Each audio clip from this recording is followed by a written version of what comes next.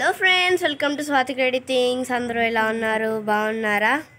ఇవాళనైతే మా చిన్న కుండీలో ఇన్ని చెట్లు పెట్టామన్నమాట. బెండకాయ చెట్లు, వంకాయ చెట్లు అయితే పెట్టాము. దానికి తోటకూర కూడా పెట్టాము పక్కకి. చూడండి, సో చిన్న మొక్కకి ఎన్ని పురుగులు పట్టాయంటే అమ్మ నేనే నమ్మలేకపోతున్నాను. ఇంకా పురుగు వచ్చేసి ఈ చిన్న చిన్న స్టెమ్ లోకి కూడా వెళ్ళి తినేస్తుంది, చెట్టు మొత్తం నాశనం చేస్తుంది. అండ్ మీకు ఒకటి చూపిస్తాను గాయస్. కనిపిస్తుందా? ఇది ఒక్కదానికైతే అమ్మ నాకైతే ఎట్లా అనిపిస్తుందంటే, ఒక్క నిమిషం, ఇవి ఒక్క పురుగుతోటి ఇన్ని పురుగులు వచ్చాయంటే నేనే నమ్మలేకపోతున్నాను.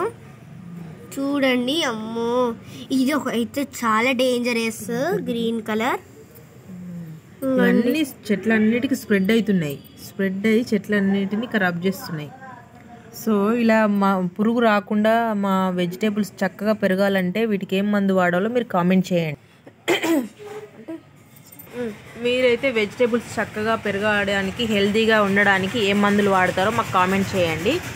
చూడండి ఫ్రెండ్స్, ఇట్లా ఇవి మంచిగా తిని వీటి మీద ఇదైతే చేస్తున్నాయి, షిట్ అయితే చేస్తున్నాయి.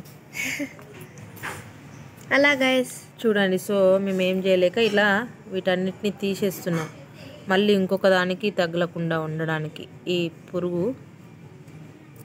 ఇలానైతే మనం జాగ్రత్తగా ఒక్కొక్కటి తీసుకుంటూ కట్ చేయాలి. ఇప్పుడు నేను చూపించిన పురుగునైతే అస్సలు ముట్టుకోకండి, ఇవి కుడతాయి. జాగ్రత్తగా ఉండాలి. చెట్ల దగ్గరికి వెళ్ళేటప్పుడు ఇలాంటివి చూసుకొని వెళ్ళండి. ఇలా సోర చెట్టు కూడా పురుగులు పడితే ఇలా అన్ని ఆకులు అయితే తెంపేశాము. మాకైతే ఇంతవరకు ఒక్క కాయ కూడా రాలేదు. మీకు ఏదైనా మందులు తెలిసి ఉంటే కింద కామెంట్స్లోనైతే పెట్టండి. ఓకే గైస్, ఈ వీడియో నచ్చినట్లయితే లైక్, షేర్, సబ్స్క్రైబ్. బాయ్.